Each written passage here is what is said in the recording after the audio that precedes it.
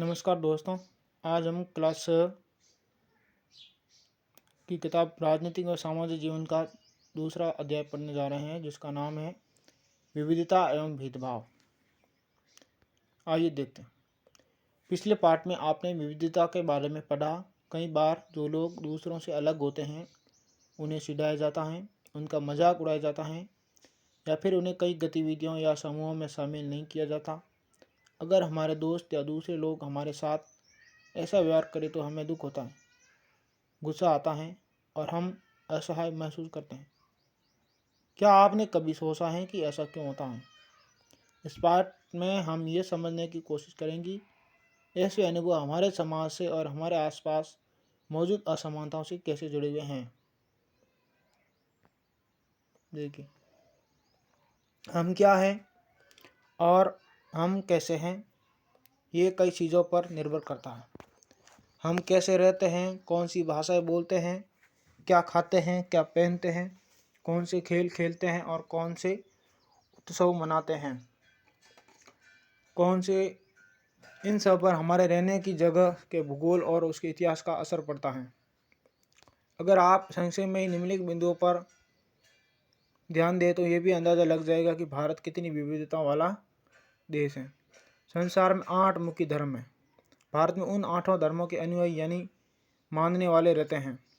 यहाँ 1600 से ज़्यादा भाषाएं बोली जाती हैं जो लोगों की मातृभाषा है।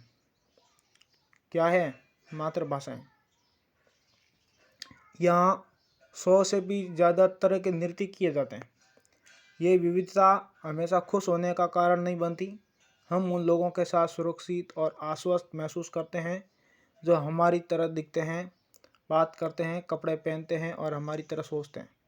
कभी कभी जब हम ऐसे लोगों से मिलते हैं जो हमसे बहुत अलग होते हैं तो हमें वे बहुत अजीब और अपरिचित लग सकते हैं।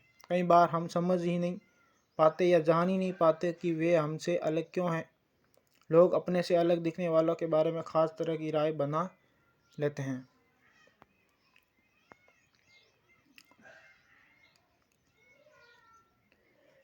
देखिए, पूर्वाग्रह क्या होता है। उन कथनों को देखिए जो आपको ग्रामीण एवं शहरी लोगों के बारे में सही लगे। जिन कथनों से आप सहमत हैं उन पर निशान लगाइए। क्या आपके दिमाग में ग्रामीण और शहरी लोगों को लेकर किसी भी प्रकार का पूर्वाग्रह है?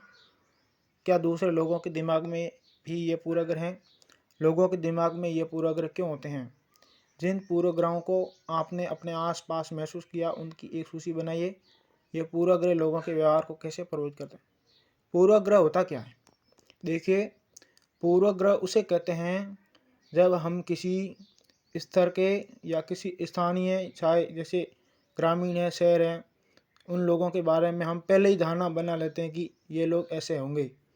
जैसे ग्रामीण लोगों के बारे में अक्सर ये सोच होती है कि गांव के है, गंवार है, इनके पास कुछ नहीं है, इनके ये क्या जानते शहर वालों को, या शहर वाले या हम गांव वाले शहर वाले लोगों के बारे में सोचते हैं कि वो तो सब पढ़े लिखे हैं, उनके पास खुद की कंपनियां वगैरह है, उनकी फैक्ट्रियां वगैरह होगी, उनके शहर के अंदर प्लॉट वगैरह हो, पैसों वाले हैं। हम ऐसा पहले ही एक धारणा बना लेते हैं, उसे कहते हैं पूर्वाग्रह। देखिए, अब आगे देखिए, ग्रामीण लोग आधे से ज़्यादा भारतीय गाँव में रहते हैं। आधे से ज़्यादा भारतीय गाँव में रहते हैं। गाँव के लोग आधुनिक प्रौद्योगिकी का इस्तेमाल करना पसंद नहीं करते। नहीं, बिल्कुल ऐसा भी नहीं है भाई। आधे से ज़्यादा तो गांव में रहते हैं, लेकिन ऐसा नहीं कि गांव के लोग आधुनिक प्रौद्योगिकी इस्तेमाल पसंद करना नहीं करते। बहुत करते हैं, बहुत करते हैं। फसल की बुआई और कटाई के समय परिवार के लोग खेतों में 12 से 14 घंटे तक काम करते हैं, बिल्कुल करते ही है। ग्रामीण लोग काम की तलाश में शहरों की ओर स्थानांतरित करने को बाध्य होते भी है। अगर घर पे काम नहीं तो शहरों की तरफ जाना पड़ता है। अब देखो, शहरी लोगों के बारे में क्या धारणा है। शहरी लोगों के बारे में देखो, शहरी जीवन बड़ा आसान होता है। यहाँ के लोग बिगड़े हुए और आलसी होते हैं। बिल्कुल सब सब सब नहीं होते हैं, लेकिन होते भी है। शहरों में लोग अपने परिवार के सदस्यों के साथ बहुत कम समय बिताते हैं। बिल्कुल, वो अपने धंधे में लगे रहते हैं। शहरी लोग केवल पैसे की चिंता करते हैं, लोगों की नहीं। ऐसा भी नहीं, कुछ लोग करते हैं, कुछ करते ही नहीं है। शहरों में रहना बहुत महंगा पड़ता है, लोगों की कमाई का एक बहुत बड़ा हिस्सा किराए और आने जाने में खर्च हो जाता है। बिल्कुल सही है। आगे देखो, इनमें से कुछ कथन ग्रामीण लोगों को अज्ञानी की तरह देखते हैं, जबकि शहर में रहने वाले लोगों को आलसी एवं सिर्फ पैसे से सरोकार रखने वालों की तरह देखते हैं। हम किसी के बारे में पहले से कोई राय बना लेते हैं और उसे हम अपने दिमाग में बिठा लेते हैं, तो वो क्या है, पूर्वाग्रह का रूप ले लेती। सही है। ज़्यादातर ये नकारात्मक होती है, जैसा कि कथनों में दिया गया। लोगों को आलसी या कंजूस मानना भी एक तरह की क्या है, पूर्वाग्रह। जब हम ये सोचने लगते हैं कि किसी काम को करने का कोई एक तरीका ही सबसे अच्छा और सही है, तो हम अक्सर दूसरों की इज्जत नहीं कर पाते जो उसी काम को दूसरी तरह से करना पसंद करते हैं। उदाहरण के लिए, अगर हम सोचें कि अंग्रेजी सबसे अच्छी भाषा है और दूसरी भाषाएं महत्वपूर्ण नहीं है, तो हम अन्य भाषाओं को बहुत नकारात्मक रूप से देखेंगे। परिणाम स्वरूप हम उन लोगों की शायद इज्जत नहीं कर पाएंगे जो अंग्रेजी के अलावा अन्य भाषाएं बोलते हैं। हम कई चीज़ों के बारे में पूर्वाग्रही हो सकते हैं। लोगों के धार्मिक विश्वास, उनकी चमड़ी का रंग, जिस क्षेत्र से वे आते हैं, जिस तरह से बोलते हैं, जैसे कपड़े वे पहनते इत्यादि, अक्सर दूसरों के बारे में बनाए गए हमारे पूर्वाग्रह इतने पक्के होते हैं कि हम उनसे दोस्ती नहीं करना चाहते। इस वजह से कई बार हमारा व्यवहार ऐसा होता है कि हम उन्हें दुख पहुंचा देते हैं। अब आता है लड़के और लड़की में भेदभाव। लड़के और लड़की में क्या भेदभाव। समाज में लड़के और लड़कियों में कई तरह से भेदभाव किया जाता है। हम सभी इस भेदभाव से परिचित हैं। एक लड़का या लड़की होने का अर्थ क्या होता है? आप में से कई लोग कहेंगे हम लड़के या लड़की की तरह जन्म लेते हैं, ये तो ऐसे ही होता है, इसमें सोचने वाली क्या बात। आइए देखिए कि क्या सही है, यही है। देखो,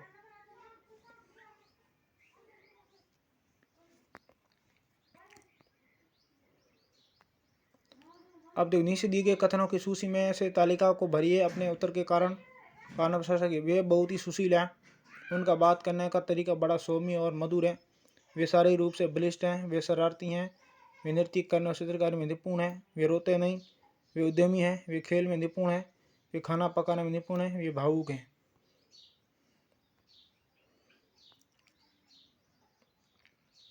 अब देखो, ये देखो, लड़का क्या है? लड़का क्या है? ये बहुत ही सुशील है। बहुत ही सुशील किसके लिए आता है? लड़कियों के लिए आता है।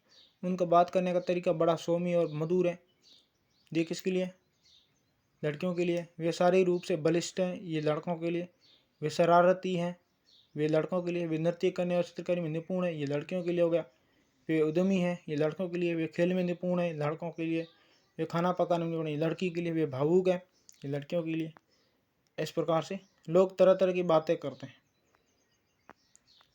अब देखो, इस पेज में देखो तरह तरह के लोग। देखो, एक ये लंगड़े की तरह खड़ा है। तुम दूसरों से कितनी अलग दिखती हो, अलग अलग भाषाएं। क्या उसका दिमाग सही है? ये भी एक विविधता का भाग है। क्या कह रहा? ऊपर के क्षेत्रों में जो बच्चे हैं उन्हें पहले विकलांग कहा जाता था। इस शब्द को बदलकर आज उनके लिए जो शब्द प्रयोग किया जाता है वो खास ज़रूरतों वाले बच्चे हो गए। जो पहले विकलांग बच्चे थे, अब उसके लिए नया शब्द आ गया है, खास ज़रूरतों वाले बच्चे। उनके बारे में लोगों के पूर्वाग्रहों यहाँ बड़े अक्षरों में दिया गया है, साथ में उनकी अपनी भावनाएं और विचार भी दिए गए हैं। ये बच्चे अपने से जुड़ी रूढ़िबद्ध धारणाओं के बारे में क्या कह रहे हैं और क्यों, इस पर चर्चा कीजिए। आपकी राय में क्या खास ज़रूरतों वाले बच्चों को सामान्य स्कूलों में लौटना चाहिए, उनके लिए अलग स्कूल होने चाहिए? अपने जवाब में पक्ष में डाल दीजिए।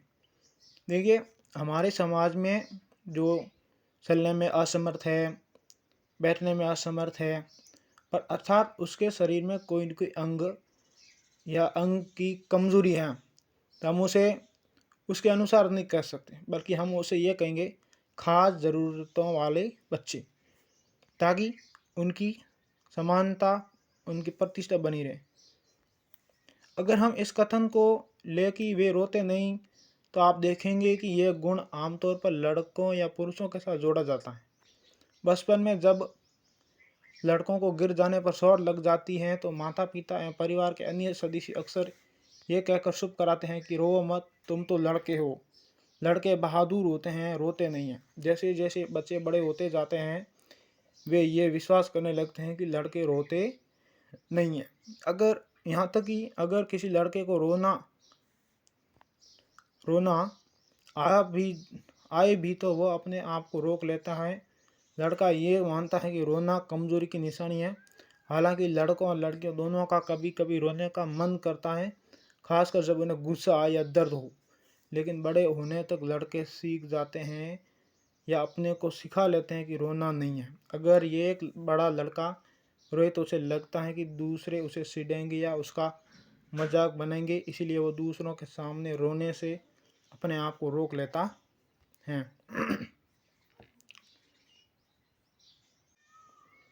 वे कोमल एवं मृदु स्वभाव की हैं, वे बहुत ही सुशील हैं। ऐसे कथनों को लेकर उन पर चर्चा कीजिए कि ये कैसे केवल लड़कियों पर लागू किए जाते हैं। क्या लड़कियों में ये गुण जन्म से ही होते हैं या वे ऐसा व्यवहार समाज से सीखती हैं? आपकी उन लड़कियों के बारे में क्या राय है जो कोमल एवं मृदु स्वभाव की नहीं होती और शरारती होती हैं? हम लगातार ये सुनते रहते हैं कि लड़के ऐसे होते हैं और लड़कियां ऐसी होती हैं। समाज की इन मान्यताओं को हम बिना सोचे समझे मान लेते हैं। हम विश्वास कर लेते हैं कि हमारा व्यवहार उनके अनुसार ही होना चाहिए। हम सभी लड़कों और लड़कियों को उसी छवि के अनुरूप देखना चाहते हैं। रूढ़िबद्ध धारणाएं बनाना।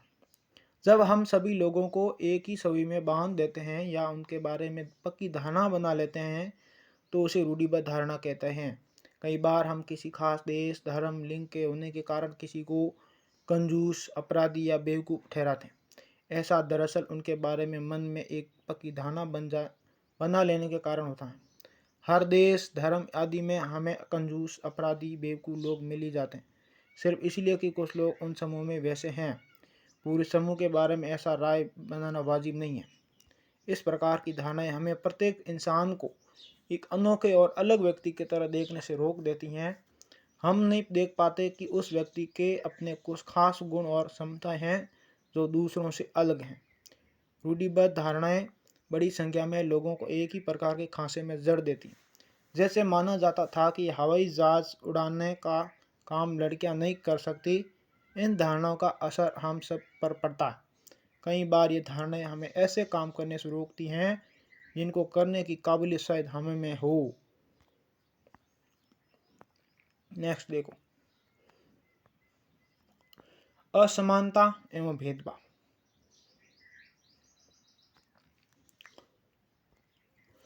भेदभाव तब होता है जब लोग पूर्वाग्रह या रूढ़िबद्ध धारणाओं के आधार पर व्यवहार करते हैं। क्या कह रहा है कि भेदभाव तब होता है जब लोग किसी पूर्वाग्रह या रूढ़िबद्ध धारणाओं के आधार पर व्यवहार करते हैं। अगर आप लोगों को नीचा दिखाने के लिए कुछ करते हैं, अगर आप उन्हें कुछ गतिविधियों में भाग लेने से रोकते हैं, किसी खास नौकरी को करने से रोकते हैं या किसी मोहल्ले में रहने नहीं देते हैं, एक ही कुएं या हैंडपंप से पानी नहीं लेने देते और दूसरा द्वारा इस्तेमाल किए जा रहे कप या गिलास में चाय नहीं पीने देते, तो इसका मतलब है कि आप उनके साथ भेदभाव कर रहे हैं। भेदभाव कई कारणों से हो सकता है। आप याद करें कि पिछले पार्ट में समीर 1 और समीर 2 एक दूसरे से बहुत भिन्न थे। उदाहरण के लिए उनका धर्म अलग था। ये विविधता का एक पहलू है, पर यह भेदभाव का कारण भी बन सकता है। ऐसा तब होता है जब लोग अपने से भिन्न प्रथाओं और रिवाजों को निम्न कोटि का मानते हैं। दोनों समीरों में एक और अंतर उनकी आर्थिक पृष्ठभूमि का था। समीर 2 गरीब विविधता का पहलू नहीं है, ये तो असमानता है। बहुत लोगों के पास अपने खाने, कपड़े और घर की मूल ज़रूरतों को पूरा करने के लिए साधन और पैसे नहीं होते हैं। स्कूलों आदि में उनके साथ भेदभाव किया जाता है। दफ्तरों, अस्पतालों, स्कूलों आदि में उनके साथ भेदभाव किया जाता है। कुछ लोगों की विविधता और असमानता पर आधारित दोनों ही तरह के भेदभाव का सामना करना पड़ता है। एक तो इस कारण कि वे उस समुदाय के सदस्य हैं जिनकी संस्कृति को मूल्यवान नहीं माना जाता। ऊपर से यदि वे गरीब हैं और उनके पास ज़रूरतों को पूरा करने के साधन नहीं हैं, तो इस आधार पर भेदभाव किया जाता है। ऐसे दोहरे भेदभाव का सामना कई जनजातीय लोगों, धार्मिक समूह और खास क्षेत्र के लोगों को करना पड़ता है। भेदभाव का सामना करने पर जब वे भेदभाव का सामना करते हैं, अपने आजीविका चलाने के लिए लोग अलग अलग तरह के काम करते हैं, जैसे पढ़ना, बर्तन बनाना, मछली पकड़ना, बढ़ईगिरी, खेती, बुनाई इत्यादि। लेकिन कुछ कामों को दूसरों के मुकाबले अधिक महत्व माना जाता है। सफाई करना, कपड़े धोना, बाल काटना, कचरा उठाना जैसे कामों को समाज में कम महत्व माना जाता है। इसलिए जो लोग इन कामों को करते हैं उनको गंदा और अपवित्र माना जाता है। ये जाति व्यवस्था का एक बड़ा ही महत्वपूर्ण पहलू है।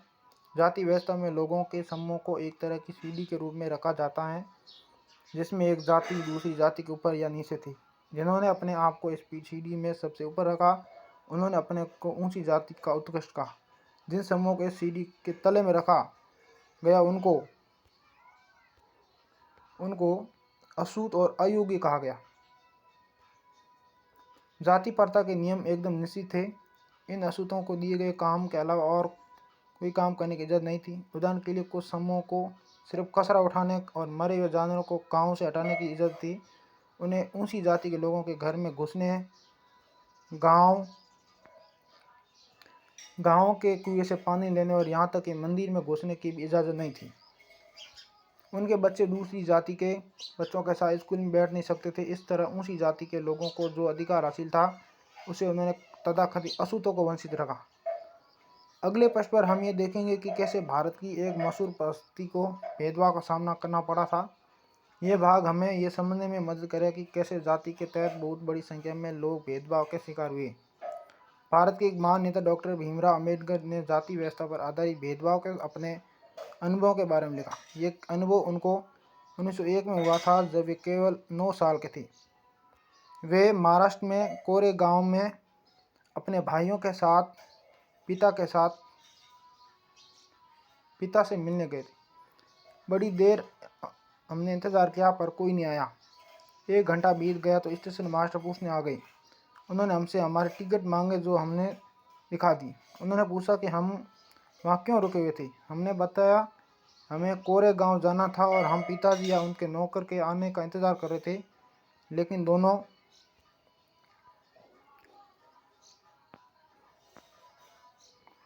में से कोई भी नहीं पहुंच पाया था और हमें पता नहीं था कि कोरे गांव कैसे पहुंचते हैं। हमने बहुत अच्छे कपड़े पहन रखे थे। हमारे कपड़ों और बोली से कोई भी ये अंदाज़ा नहीं लगा सकता था कि हम अछूतों के बच्चे थे। नीचे स्टेशन मास्टर को ये लगा कि हम ब्राह्मण बच्चे हैं और वे हमारी मुश्किल को देखकर बड़े परेशान हुए, जैसा कि हिंदुओं में होता ही है। स्टेशन मास्टर ने हमसे पूछा कि हम कौन हैं। बिना एक पल भी सोचे मेरे मुंह से निकल गया कि हम महार हैं। बम्बई प्रांत में महार समुदाय को अशुद्ध माना जाता था।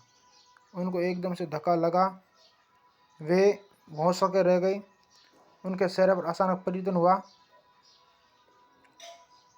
हमने देख लिया कि एक अजीब सी घृणा की भावना उन पर हावी हो गई थी। उन्होंने जैसे ही मेरा जवाब सुना, वे अपने कमरे में वापस चले गए और हम वहीं के वहीं खड़े रह गए। 15-20 मिनट बीत गए। सूरज बिल्कुल छिपसा गया था। पिताजी आए नहीं थे और ना ही उनका नौकर, और अब स्टेशन मास्टर भी हमें छोड़कर चले गए थे। हम काफ़ी घबराए हुए थे। यात्री के शुरू में जो खुशी और उत्साह की भावना थी, उनकी जगह अब अत्यधिक उदासी ने ले ली थी। आधे घंटे के बाद स्टेशन मास्टर लौटकर आए तो पूछा कि हम क्या करने की सोच रहे हैं। हमने कहा अगर हमें किराए पर एक बैलगाड़ी मिल जाती तो हम कोरेगांव जा सकते थे। अगर कोरेगांव ज़्यादा दूर नहीं हो तो हम फ़ौरन निकलना चाहते थे। वहाँ किराए पर कई बैलगाड़ियाँ चल रही थी, लेकिन मैंने स्टेशन मास्टर को जो जवाब दिया था कि हम हमारे उसका पता सबको चल गया था। कोई भी गाड़ी वाहन अछूत वर्ग की सवारी को ले जाकर हम अपने आप को गंदा और नीचा नहीं बनाना चाहता था। हम दुगुना किराया देने को तैयार थे, पर हमें एहसास हुआ कि बात पैसे से नहीं बन सकती थी। स्टेशन मास्टर जो हमारे लिए गाड़ी वालों से मोल तोल कर रहे थे, चुपचाप खड़े हो गए। समझ नहीं आ रहा था कि क्या करें। Doctor Bhimrao Ambedkar, writing and speech, खंड 12, संपादन वंशज मनु, बम्बई, ये उस किताब से लिया गया है।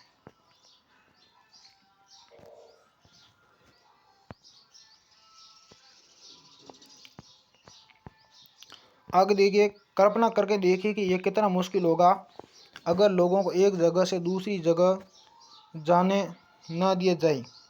ये कितना अपमानजनक और दुखदायी होगा अगर लोग आपस दूर दूर रहे, आपको छूने से मना करे और आपको पानी न पीने दे। ये छोटी सी घटना दिखाती है कि कैसे गाड़ी से एक से दूसरी इस जगह जाने के साधारण काम की सुविधा भी इन बच्चों के पास नहीं थी, जबकि वे पैसा दे सकते थे। स्टेशन के सभी गाड़ी वालों के बच्चों को ले जाने से मना कर दिया। उन्होंने बच्चों के साथ भेदभाव भरा व्यवहार किया।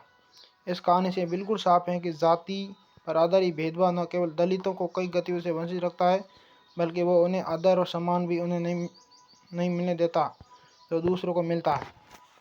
समानता के लिए संघर्ष।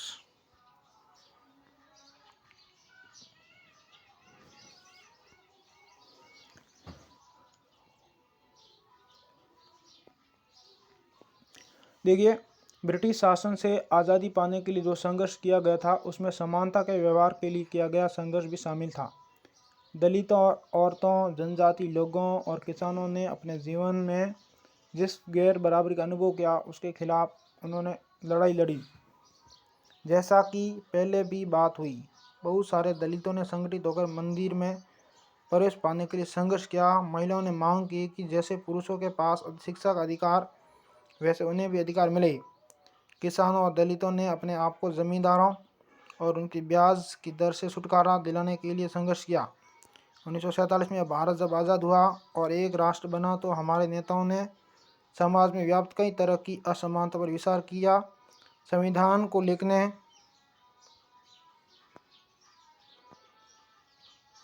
वाले लोग भी इस बात से अवगत थे कि हमारे समाज में कैसे भेदभाव किया जाता है और लोगों ने उसके खिलाफ किस तरह संघर्ष किया।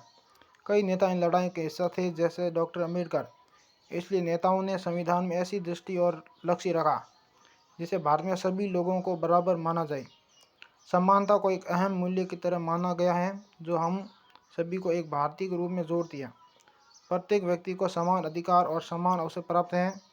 अस्पृश्यता यानी छुआछूत को अपराध की तरह देखा जाता है और इसे कानूनी रूप से ख़त्म कर दिया गया है। लोग अपनी पसंद का काम चुनने के लिए बिल्कुल आज़ाद हैं। नौकरियां सभी लोगों के लिए खुली हुई हैं। इन सब के अलावा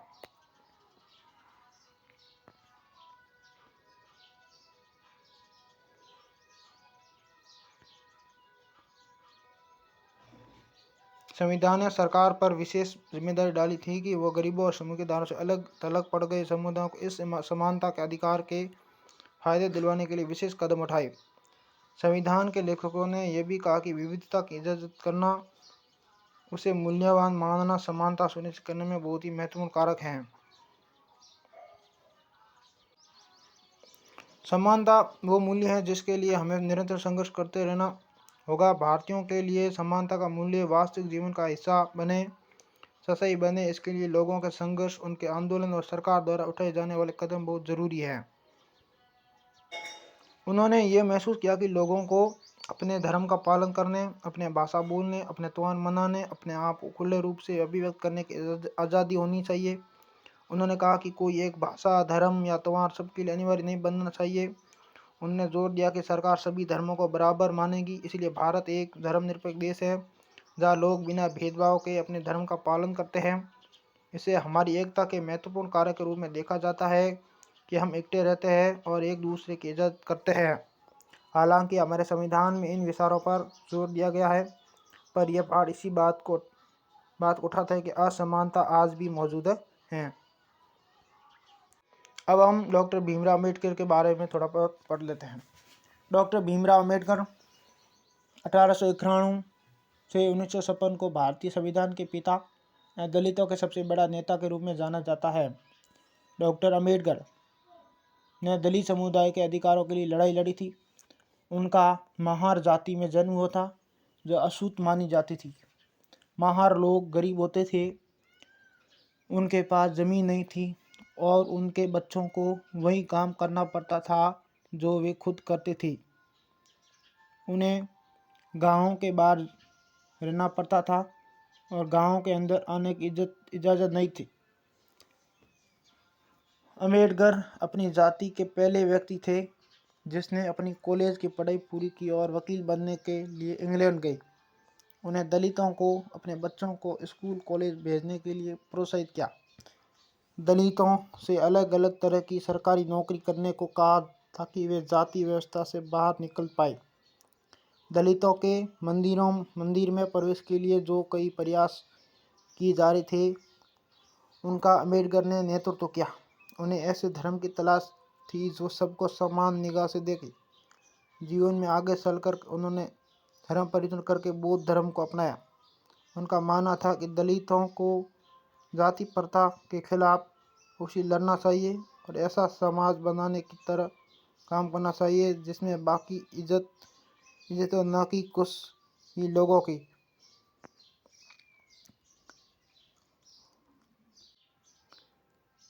तो यह पाठ आपको आशा है कि आपको पसंद आया होगा, अच्छा लगा होगा। पढ़ाई करते रहिए। अपन फिर मिलेंगे तीसरे पाठ में। तब तक के लिए धन्यवाद।